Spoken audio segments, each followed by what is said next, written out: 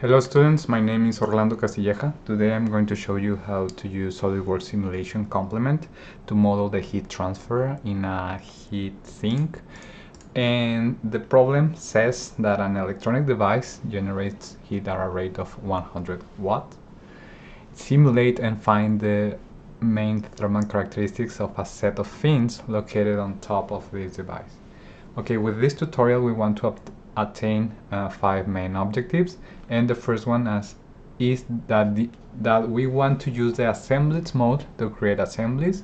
Then we want to demonstrate how we can use the convert entities feature to create sketches. Later we want to demonstrate the use of the extruded boss base feature to generate 3D objects departing from 2D sketches. Later we want to use the SOLIDWORKS simulation to model the thermal processes. And finally we want to retrieve useful information from the resultant dataset. Here we have additional information for a problem, and this is that the surrounding air is at a temperature of 300 Kelvin and that the heat transfer coefficient is 15 watts per square meter Kelvin.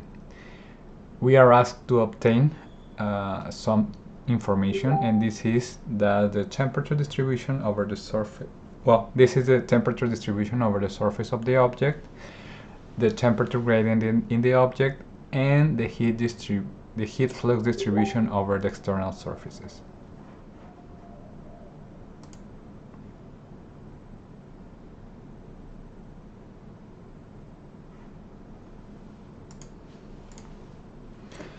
Okay, the geometry that we're going to define firstly is this one, and here you can see all of the features that we need to create this geometry. We're going to come back to this slide as we need it, and the results that we're going to obtain are something like this. We're going to obtain graphics or plot for the temperature distribution. Here the temperature is shown for every point of the surface, the external surface of the object. These plots are for the temperature gradient. We have two different graphics in this case. We have a surface plot showing the temperature gradient over the external surfaces of the object, and in this case we have a vector plot also for the temperature gradient. Finally, we are showing the heat flux over the surface, the external surface, but we also have, or we can be able to generate the vector plot. Okay, let's move to the SOLIDWORKS software to create the geometry, and we will come back later. Okay, we will open the SOLIDWORKS 2021. You can open it from your main desktop, or you can look for it in this field. Make sure that is the SOLIDWORKS 2021 or whatever edition you have, but not the electrical, not other. Okay, here in this main window we are going to select assembly, and we will be asked to select some predefined parts. In this case we are going to depart from scratch, and we are going to say that, we're going to click cancel and cancel here also. Okay, we will generate the parts inside this main framework, and we're going to assembly here, and we are going to locate the icon insert components. We're going to click here in this little button and click new part. Okay, here we have the part. We're going to click here. We need to click here in the workspace, and we're going to edit component. If you pay attention here, this node highlighted in blue, I'm going to expand this tab, and all of the nodes related to the part 1 are highlighted in blue. So I'm going to start drawing a circle from the top plane, and I will click top plane and select sketch. Make sure that this little box pops up, and here you can click sketch.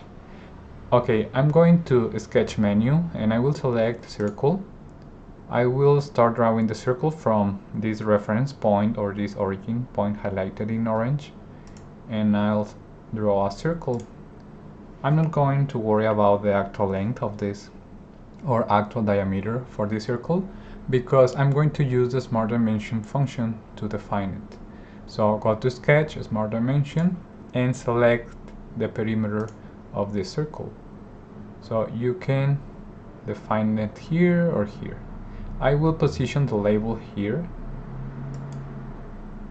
and in the text box I can specify the diameter of this circle, that is 100 millimeters. Okay, make sure that you're working in these units, the unit system, millimeter, gram, second, and we generated a sketch here, a 2D sketch, but from this sketch we are going to generate a 3D sketch or a 3D object. And to do this, we're going to features, extruded boss base, and we're going to set the thickness for this object, that is 20 millimeters.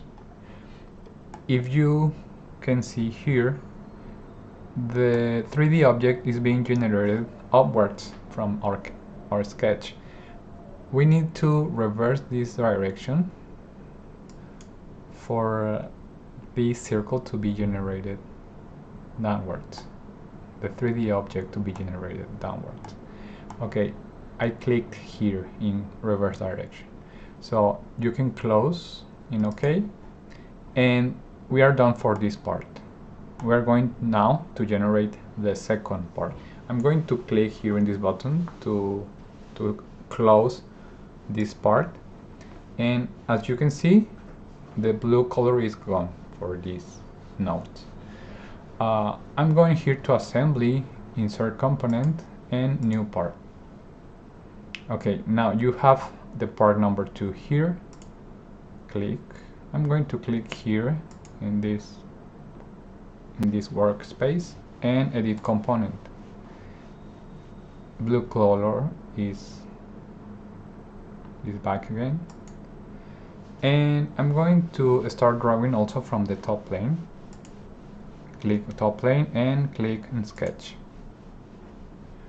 Okay, I'm going to show you the presentation again. We need to generate a circle with a diameter of 120 millimeters.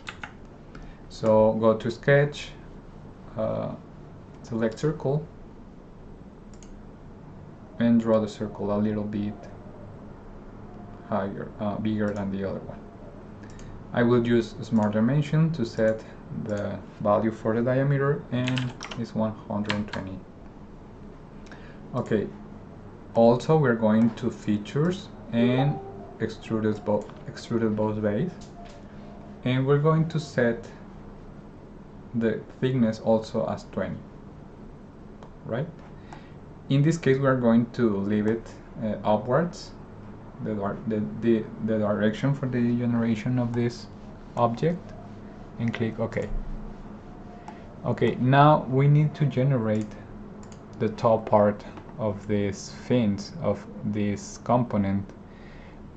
We need to generate the fins. So to do this, I'm going to depart from this surface, the top surface of the object, and I'm going to start a new sketch over this surface. So to do this, I'm going to click here, the surface, and click sketch.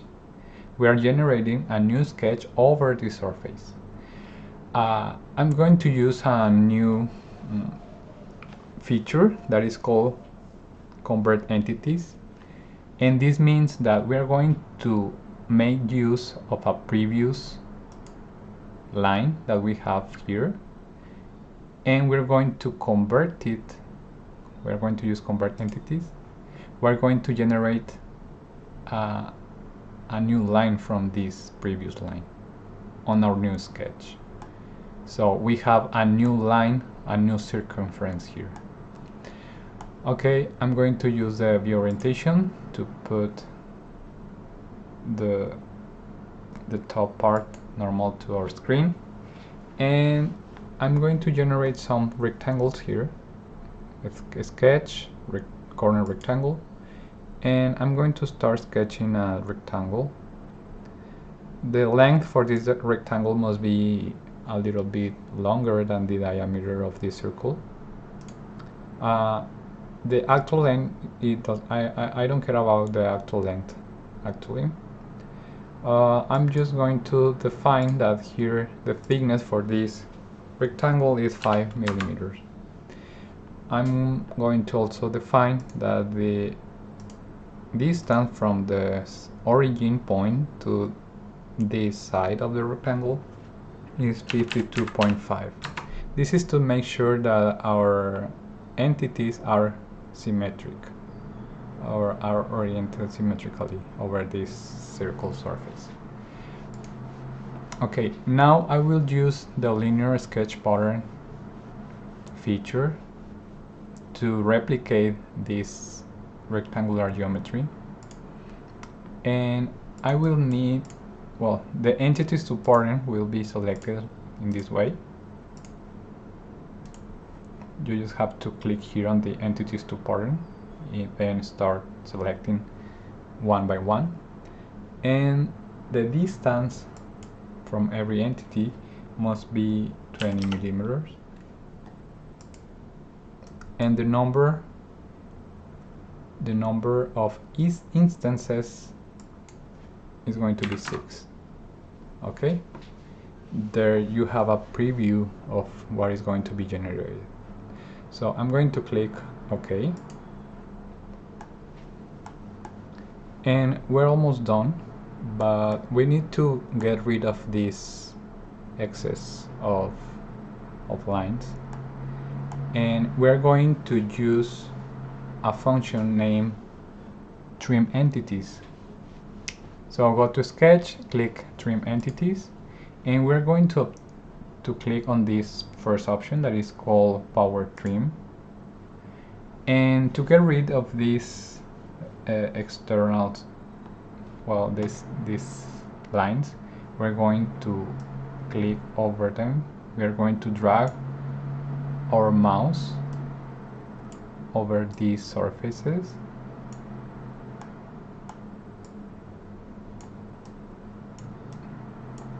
over these lines.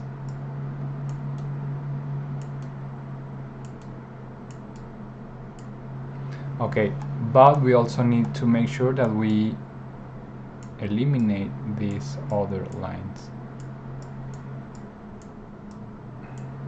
that are over the circumference. Okay.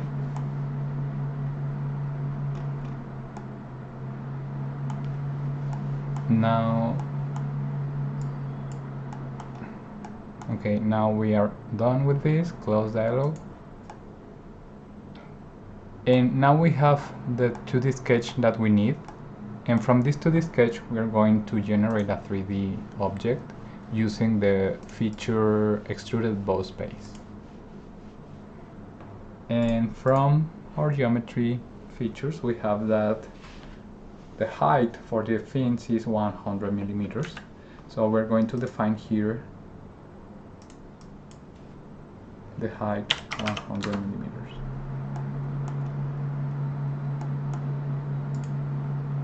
Okay. Now the second part for this assembly is already done, and I'm going to close it here. Make sure that you save this work. The software is going to ask you if you want to save the assembly and every part by separate. I'm going to save all, and I'm going to save it in a different folder. So I'm going to say this tutorial.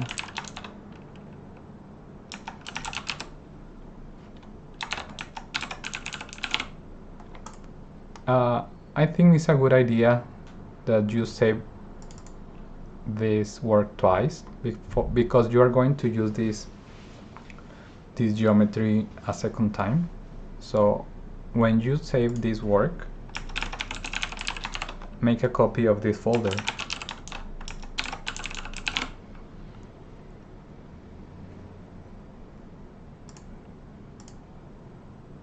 Okay, here you can select save externally and OK.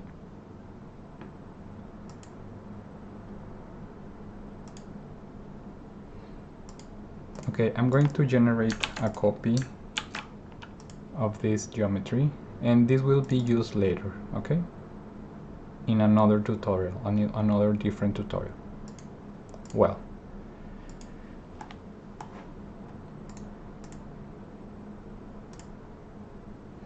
okay, now we're moving to the simulation complement, and there we will define our model. Okay, to do this, move here to simulation. The simulation tab must be activated here. If your simulation tab is not available, you can activate it here in SOLIDWORKS add-ins and click here in this button, SOLIDWORKS Simulation. If you want to activate other features or complements here, you can go to Options, Add-ins, and you can find, for example, SOLIDWORKS Simulation or SOLIDWORKS Flow Simulation also. Okay, so I'm going to Simulation and I will click New Study, and I will select that I want to use thermal and click OK. And in this tree you can start specifying your boundary conditions, your model. And firstly we have a node called part. I'm going to expand this node, and I will find that I have part 1 and part 2, right? So in part number 1 I'm going to apply a material that is copper, and in part number 2, that is the top plane, that is the material for the fins, I can select, for example, carbon steel, or in Spanish acero al carbono no aleado, carbon steel, plain carbon steel. But if you want to define a new material, you can do it here. For example, you can go here, apply edit material, and you can click add. Well, custom materials.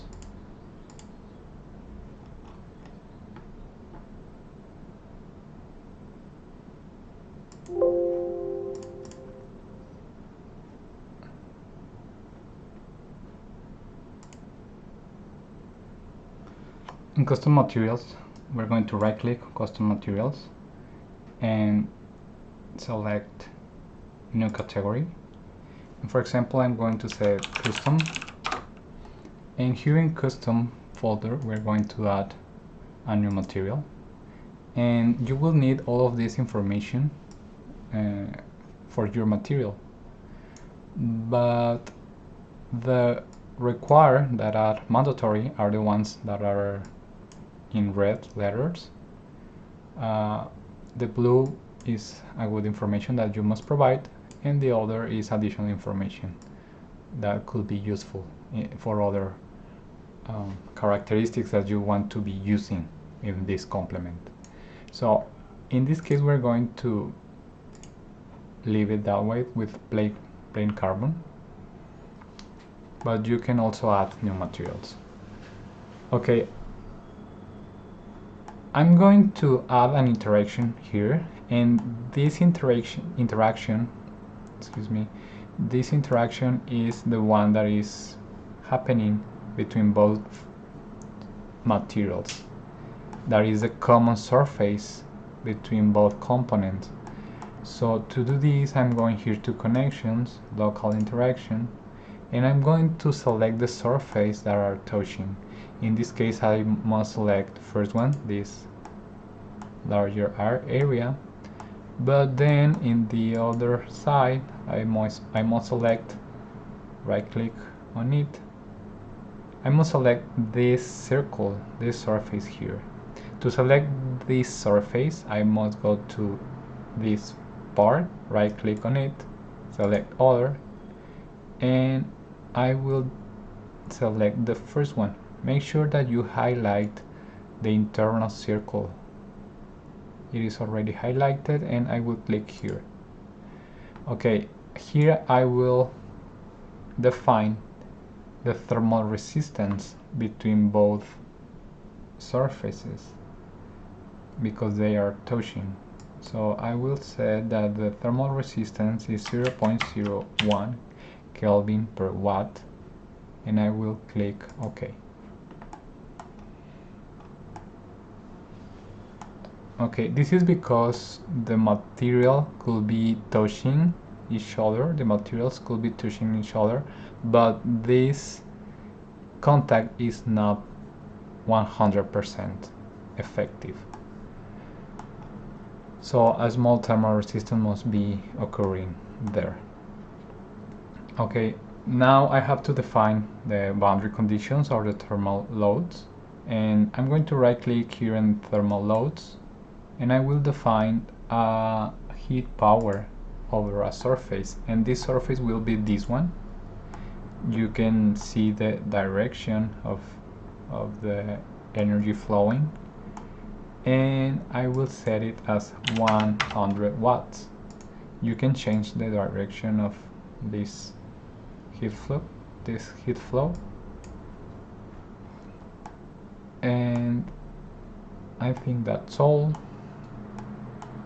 Click OK, and then I'm going to establish a convection condition. I'm going to select all of the exposed faces except the one that I just selected for the input heat rate, and I'm going to set here to define that the convection coefficient is 15 watt per square meter Kelvin, and then the temperature of the surrounding fluid is 300 Kelvin. Okay, click OK. You can hide these arrows for you to have a cleaner geometry. And I think that's all. I'm going to run the simulation, and by default you have this temperature distribution plot. I'm going to edit a little bit this identifier. I'm going to right click on thermal temperature 1, edit definition, and I'm going to change it to Celsius degrees, and I'm going to see the chart options here. In number format, I'm going to change it to general, and OK. And now you can see that the base for this device is almost 88.3 Celsius degrees, and that the top of the fins are at a temperature of 44.6 Celsius degrees, right? Okay, and you can add different plots. I'm going to right click in results, define thermal plot, and here you can change it to temperature, temperature gradients, or heat flux. For example, we can activate the resultant temperature gradient, and I want to show it as also as a surface plot. I'm going to click OK, and here the plot was already changed for the temperature gradient. Here is this temperature gradient shown on the surface of the component, but I want to change it to a vector plot. To change it to a vector plot, I'm going to right click on it, edit definition, advanced options, show as vector plot. OK. Okay, you can see that the higher temperature gradient occurs on this side or this area, the middle zone of the fins.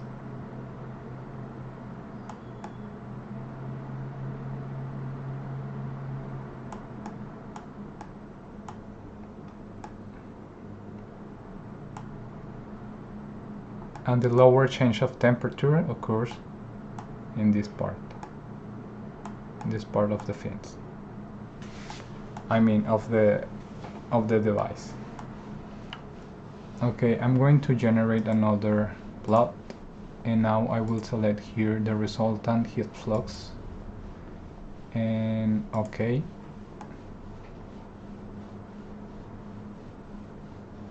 Okay, here you can see that the heat flux is higher on the middle zone of the device, and also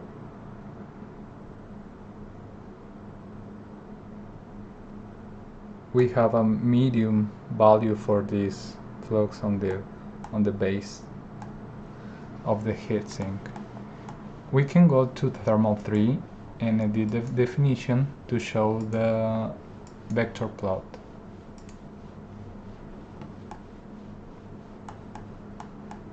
And here you can also see where does exist the higher heat flux. For example, we have a higher heat flux on the joint part between both components, the part 1 and the part 2,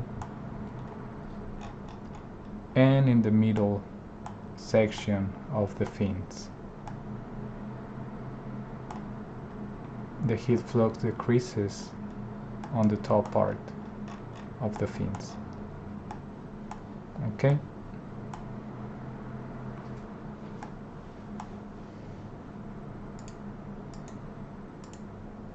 Okay, this is the end of this tutorial. I expect that it's useful for you and that you can apply it on some projects in your class.